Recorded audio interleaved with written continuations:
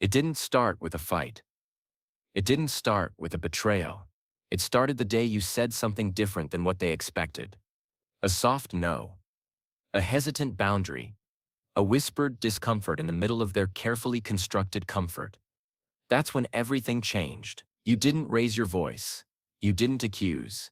You didn't explode. You just didn't comply. And suddenly you became a problem. At first they pretended not to notice. They smiled. They nodded. They said of course. But something shifted in the room. Their eyes hardened. Their energy turned cold. The warmth that used to fill the silence now felt weaponized. And you couldn't explain why, but you felt like you did something wrong. All you did was express a need, a line, a request, a truth. But in their world, that wasn't allowed, because your silence wasn't peace. It was control. And your compliance wasn't love. It was fuel. You weren't supposed to become aware. You weren't to reclaim your voice. You weren't supposed to wake up. You were supposed to stay grateful. Grateful that someone loved you, as long as you stayed convenient. They say people change when you stop playing your part. But the truth, they reveal who they always were, the moment you stop being who they wanted. Because your boundaries broke the script. And without that script, they didn't know who to be. They needed you malleable, agreeable, predictable, not strong, not whole, not sovereign. And here's the part they'll never admit. They loved you more when you were breaking quietly, when your smile covered pain, when your yes meant please don't leave, when your needs were silent, your emotions softened, and your presence was always accessible. But the day you said enough, they called it betrayal. They didn't say it out loud, not at first. They said it with their withdrawal, with their sighs, with their sudden lack of patience. They said it with their passive-aggressive silences, with their exaggerated reactions, with their new list of things you were doing wrong. But all you did was protect your soul. Isn't it strange how fast people change once you start healing? The person who once adored you now avoids you. The one who once praised your empathy now mocks your sensitivity. The one who once said I love you just as you are now finds fault in every version of you that doesn't bend. But you didn't get louder. You got clearer. And clarity is dangerous. To anyone who benefits from your confusion, they needed you uncertain, because uncertainty is easier to manipulate. They needed you guilty, because guilt makes you pliable. They needed you ashamed, because shame keeps you apologizing, even when you've done nothing wrong. And that's the secret no one wants to say out loud. When you start setting boundaries, you don't lose people. You lose illusions. The illusion that they loved you. The illusion that they respected you. The illusion that the connection was mutual. But it never was. It was conditional. Based on how well you performed. Based on how little you needed. Based on how much you tolerated. And you were trained to believe that love meant sacrifice. That boundaries meant selfishness. That saying no meant you were difficult, dramatic, unstable. So when they called you toxic, you believed it. Because nobody taught you that self-protection is not cruelty. That clarity is not aggression. That healing is not betrayal. You were the peacekeeper, the forgiver, the one who always understood, until one day you didn't. And that was the beginning of your exile. Not physical, emotional. They stopped listening, stopped validating, stopped seeing you, because your healing removed their power. But let me tell you something you need to hear tonight. You were never toxic for drawing a line. You were never cruel for needing space. You were never too much for feeling deeply. The people who said that were never listening to understand. They were listening to dishonor. Carl Jung once wrote, "People will do anything, no matter how absurd, to avoid facing their own souls." And you became a mirror. Your boundaries reminded them of their own. Your clarity exposed their confusion. Your no forced them to face the fact that they were never loving you. They were using you, using your silence to feel powerful, using your empathy to avoid accountability, using your fear of abandonment to keep you obedient. But you woke, and when you woke up, they had two choices: heal with you or punish you for healing. They chose the latter, because growth threatens comfort, and your growth was a threat to everything they refused to outgrow. They didn't say it directly, they didn't scream, they didn't, but you felt it. The coldness, the punishment, the silent treatment. It wasn't random, it was retaliation, a psychological message carved into the absence. You're being punished for becoming strong, and now you're here, half awake, half broken, half proud, unsure if you did the right thing, still hearing their voice in your head whispering, maybe you overreacted, but you didn't. You finally reacted after years of suppression. You finally chose yourself. After a lifetime of performing, you finally said, I matter too. And that was your rebirth. They didn't argue with your boundary at first. They rewrote it. They twisted it. Not in front of you but behind you. The moment you said no, they began their quiet campaign to frame you as unstable, to paint you as cold, to shift the narrative from your healing to the hurt. Suddenly you weren't setting limits. You were being difficult. Suddenly you weren't protecting your peace. You were being distant. Suddenly you weren't asserting your truth. You were attacking theirs. But you didn't change. You simply stopped nodding. You stopped over-explaining. You stopped making yourself small, just to keep the peace. And for people who rely on your silence as their power source, your truth is violence. Because the moment you spoke up, you became the villain. Not for what you said, but for refusing to play your part any longer. People don't like when you stop apologizing for existing. They don't like when you stop begging for understanding. When you stop letting them twist your clarity into cruelty. They say you changed. But what really changed is your tolerance. You stopped laughing when it wasn't funny. You stopped agreeing when it didn't feel right. You stopped showing up just to be ignored. And that is what they couldn't stand. Not your growth, but the fact that your growth didn't include their comfort. They needed to make it your fault. So they created a new version of you, one that fits the story they tell others and themselves. The story where they tried everything and you just became cold. The story where they were the victims of your boundaries. The story where your no was a betrayal instead of a survival instinct. And the worst part is how believable it sounds. Because abusers don't always scream. Manipulators don't always lie loudly. Sometimes they just tell a softer version of the story. One that makes them look helpless. And you look heartless, but deep down you know what happened. You know how long you stayed silent, how many times you swallowed pain, how often you made excuses for their coldness, for their absence, for their emotional punishments, how hard it was to finally say, I can't do this anymore. And you know the price you paid for that honesty, because when you finally chose peace, they chose distance. When you finally chose clarity, they chose chaos. When you finally chose self-respect, they called it cruelty. They needed your collapse to validate their control. So when you didn't collapse, they shifted the lens. They couldn't control your truth, so they tried to control your image. And they did it with subtlety, with hints, with suggestions, with carefully crafted sighs in front of others, with words like, I just don't recognize them anymore, with phrases like, I tried everything but they're just so angry now, and the people who hear it believe it. Not because it's true, but because it fits a story they're already familiar with. The story of the too sensitive one, the too emotional one, the too distant one. And once they label you with that story, it doesn't matter what you say. Your words will be seen as proof of your dysfunction. Your silence will be seen as guilt. Your peace will be seen as arrogance. But let me remind you of something your boundary did not create. The conflict it revealed. Your clarity did not cause the chaos, exposed it. Your healing did not break the relationship. It just stopped holding together what was already fractured. They will never say this because it forces them to face themselves. And facing themselves means seeing all the ways they depended on your self-abandonment to feel secure, and that kind of honesty is rare. Most people don't want the truth. They want comfort.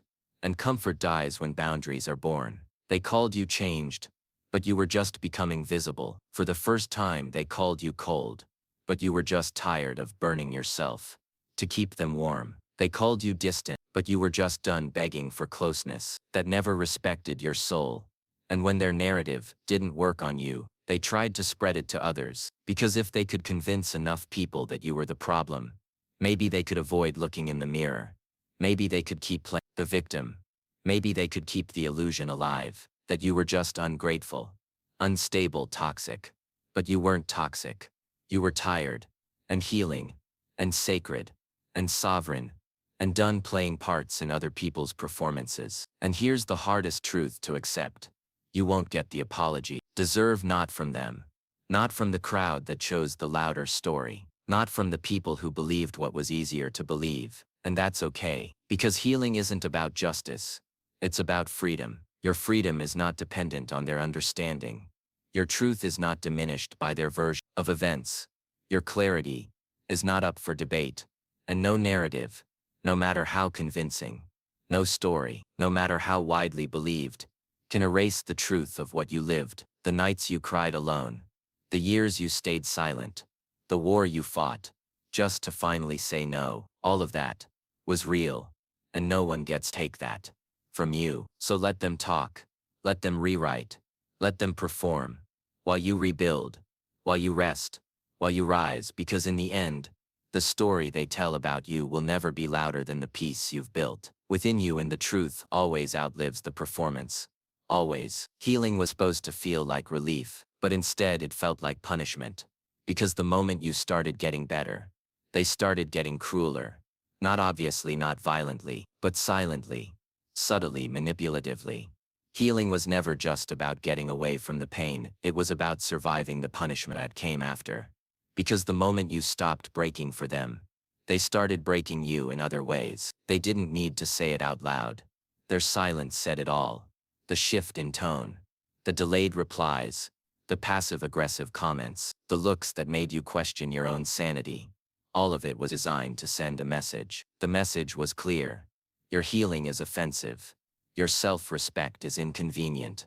Your growth is a threat. You thought they'd be happy for you, proud of you, supportive even. But what you discovered was something darker, something lonelier.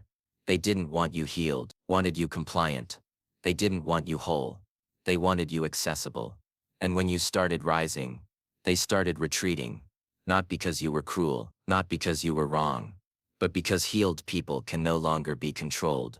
And nothing terrifies a manipulator more than losing access to the version of you that was still confused, still apologetic, still craving their approval. Your silence became a threat. Your peace made them uncomfortable. Your clarity removed their mask. And now they had to scramble to find a new way to dominate. But it wouldn't work anymore. Because you weren't available for the guilt trips, the emotional traps, the manufactured crises. You stopped answering calls that came with anxiety. You stopped explaining yourself to people committed to misunderstanding you. You stopped watering connections that only grew when you were wilting. And that was the moment turned on you, not in anger, but in withdrawal. Because the ultimate punishment is not always rage. Sometimes it's silence. Sometimes it's the sudden erasure of connection. The cold absence that makes you question everything. They didn't want you better. They wanted you dependent. Because dependency is predictable. It's familiar. It's easy to manage. But healed people ask questions. Healed people say no. Healed people stop performing and start observing. And observation is dangerous to those who survive. By illusion, you weren't supposed to notice how the affection was conditional, how the support had expiration dates, how their love always came with a receipt. But you did. You noticed everything. And instead of arguing, you adjusted. You moved differently. You spoke less. You reacted less. You waited and watched. And in your stillness they saw the end of their power. You were punished. Not for being wrong, but for becoming unavailable to their control. And it hurt more than you expected. Not because you missed the manipulation, but because part of you still hoped they'd love the healed version of you. But they didn't. They loved the version that broke quietly. They loved the version that apologized. They loved the version that let things go just to avoid conflict. And now that version is gone. Replaced by someone whole, someone awake, someone sovereign. And that is not the kind of person they can use anymore. So they ghosted. They slandered. They distanced. Not because you were too much, but because you were finally enough. Enough for yourself. Enough to walk away. Enough to stop shrinking.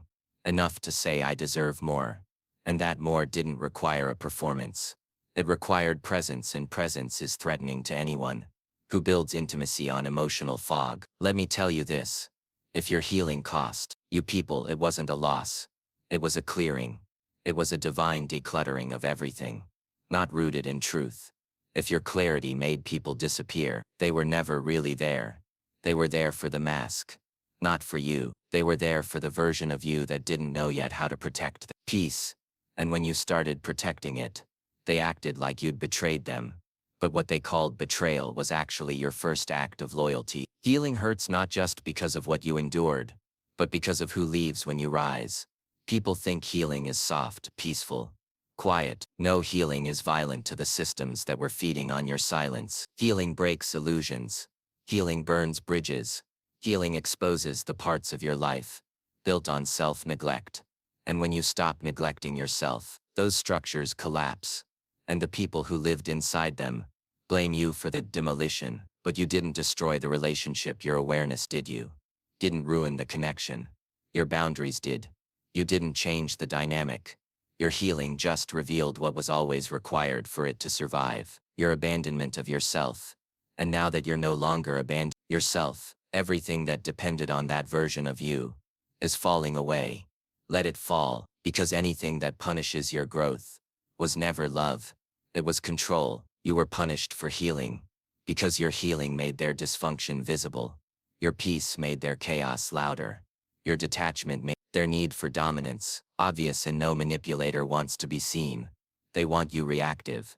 They want you doubting yourself. They want you chasing their approval, because as long as you're chasing them, you're not listening to yourself. But now you're listening. You're watching. You're remembering. That's why they left. Not because you became worse, but because you finally became real. And real is not manageable. Real is not obedient. Real does not perform. Real does not apologize for healing. At first they admired you. They said you were different, insightful, calm, someone. They could talk to someone who just got it. And you believed them. Because you wanted it to be true. You wanted to believe that finally someone saw you. But what they saw wasn't you. It was their reflection in your silence, their power in your empathy, their safety in your compliance. And the moment that reflection changed, your eyes no longer echoed their script. They turned cold. Not confused, not hurt, cold, because they weren't there for connection. They were there for control. And when control fails, the only thing left is destruction of the thing they can no longer use. And that thing was you. You became a mirror. And people hate mirrors when they show something they don't want to see. Your peace reflected their chaos. Your clarity reflected their lies. Your boundaries reflected their dependency. And instead of healing, they projected. Instead of growing, they blamed. Instead of listening, they attacked. Because mirrors don't flatter. They reveal. And revelation is violent to anyone still hiding. You became dangerous. Not because you were aggressive, but because you were accurate. Not because you shouted, but because your silence said everything they were trying to avoid. Not because you punished them, but because you stopped punishing yourself. And that shift was enough to turn admiration into resentment. Because the love they gave you wasn't love. It was a reward for staying blind. You didn't change, the mirror did. And when the mirror started showing the truth, they smashed it. Because people would rather destroy the messenger than face the message. You became the villain. Not for hurting them, but for no longer letting them hurt you. You became distant. Not because you stopped caring, but because you stopped sacrificing your sanity for proximity. And the moment you did, they called you names: cold, detached, arrogant, unavailable, toxic. But what they really meant was this: you no longer fit their illusion. And illusions need agreement to survive. You stopped agreeing. You stopped performing. You stopped softening the edges of your truth, just to keep the peace. And the more honest you became, the more violent their reactions got. Not physical, but emotional, psychological, relational. They ghosted you, discredited you, made you question your own memories. They called your peace passive aggression, your detachment bitterness, your silence guilt. But deep down they knew the truth. Your energy shifted, and their acts ended. And that's what they couldn't handle: the loss of control disguised as concern, the collapse of illusion disguised as heartbreak, the end of manipulation disguised as confusion. You didn't become the enemy, you became the mirror. And in a world addicted to image, nothing is more dangerous: reflection. Because it doesn't lie, it doesn't flatter, it doesn't play favorites, it just shows. And when you show someone the gap between who they pretend to be and who they actually are, their first instinct is not gratitude, it's rage. Because if they accept what they see, they have to change. Is hard. Change means accountability. Change means effort. Change means breaking their own patterns, instead of breaking you, and most people won't choose that. Not at first, not unless they're truly ready, and most aren't. Most want safety, not growth, comfort, not awareness, validation, not truth. Stopped providing those illusions. They walked away, not because you stopped loving them, but because you stopped lying for them. You were never cruel. You were consistent. You were never distant. You were self-respecting. You were never toxic. You were finally honest, and your honesty made them feel exposed, because when you shine a light on dysfunction, people either heal or hide. They either look inward or lash outward. And those who lash out will always rewrite the story to make you the problem, because in their world, the villain is just the one who stopped pretending. But don't let their narrative become your memory. Don't let their shame become your truth. Don't let their rejection become your reflection, because their discomfort with your boundaries is not your responsibility. Their refusal to grow with you is not your failure. Their distorted version of you is not your identity. Are not what they say when they're triggered. You are not the image they spread when they're losing access. You are not the enemy of the story they created to protect their ego. You are the one who saw too clearly, who felt too deeply, who refused to keep dying in silence, just to be loved in pieces. For that, you were punished, not by violence, but by erasure, by distortion, by exile, because your presence became the reminder they couldn't suppress. You became the mirror they couldn't face, because your peace was a rebellion, your self-respect a revolution, your boundaries a mirror too sharp to ignore, and too painful to accept. You thought you lost them, but what you really lost was the illusion that you were safe, the illusion that love meant reciprocity, the illusion that being good would keep people from leaving. But the truth is, you didn't lose them. You found yourself, and in finding yourself, you realized how much of you had been missing, how many pieces you gave away, hoping they'd stay, how often you silenced your intuition, just to avoid rocking the boat. And the moment you stopped silencing yourself, the silence came from them, not because you did something wrong, but because you stopped doing what was wrong for you. You stopped shrinking, you stopped chasing, you stopped bleeding for people who called it love, but never showed you mercy. The hardest part about healing is realizing that most of your relationships were built on your self-abandonment, and now that you no longer abandon yourself, everything rooted in that old version of you begins to fall apart. Let it fall. It's not the end, it's the beginning, because what falls away after you heal was never really yours. It was borrowed, temporary, conditional, and now what remains is you, and you are not a loss. You are a return to your truth, to your center, to your wholeness, and that return feels like loneliness at first, because so much of your life was built on being needed, not seen, on being available, not valued, on being quiet, not heard. And when you break that pattern, everything gets loud. Their absence gets loud, their silence gets loud, your pain gets loud, but beneath that noise there is something else, something deeper, something quieter, something sacred. Peace, not the kind that comes from avoiding conflict, but the kind that comes from no longer being at war with yourself, no longer explaining, no longer defending, no longer overgiving, just being you, fully, deeply, unapologetically. And from that place, something shifts. You stop begging for love, you start choosing alignment. You stop apologizing for your needs, you start honoring them. You stop fearing solitude, you start embracing it. Because now solitude is no longer loneliness, it's protection, not a prison, but a sanctuary. They didn't leave you because you were too much. They left because you stopped being easy to use, because your yes started coming with questions, your time started having value, your presence started carrying boundaries, and those boundaries made them uncomfortable, not because you were wrong, but because they were never ready for the version of you that knew your worth. They were addicted to your softness when it served them, but terrified of your strength when it freed you. And now you are free, not because they gave permission, but because you stopped asking for it. You didn't lose them. You found the part of you that stopped settling. You found the voice that stopped whispering and started roaring. You found the eyes that stopped seeing people for who they could be and started seeing them for who they were. You let go, not in bitterness, but in reverence. Reverence for your peace, for your evolution, for your truth. And yes, it hurt. It broke something ancient in you, something that believed that love meant sacrifice, that being chosen meant being quiet, that staying meant safety, but that was never love, survival.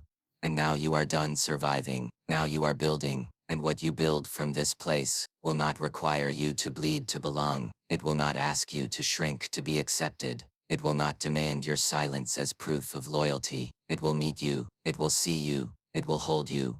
Without chains, let the world call you distant, let them call you cold, let them call you selfish, because the world has always feared people who stop performing, they called your boundaries arrogance. They called your independence rejection, they called your peace detachment. But none of it was true, you just finally saw the game, and chose not to play, and that choice, that sacred radical brave choice, saved your life, it brought you back to yourself, and now when you look in the mirror you don't see damage, you see depth, you don't see abandonment, you see realignment. You don't see failure, you see freedom, see a version of you that no longer needs applause to feel worthy, no longer needs permission to be whole, no longer needs to be chosen to feel enough. You are enough, not because they stayed, not because they understood, but because you woke up and remembered that you were never meant to be a mirror for their insecurities, you were never meant to be a stage for their projections, you were never meant to be the soft place they crashed into, while blaming you for the impact. You were meant to be whole, and now you are, and they will miss the version of you they could control, but you won't miss the version of you that had to be controlled, just to be loved, because that version of you was dying inside, and you chose to save them, and if that choice cost you, people, it was worth it. If that choice made you lonely, it was sacred. If that choice left you walking alone, then good, because you're walking towards something real. Finally, toward yourself, and in that return there is no loss, only truth, only peace, only you.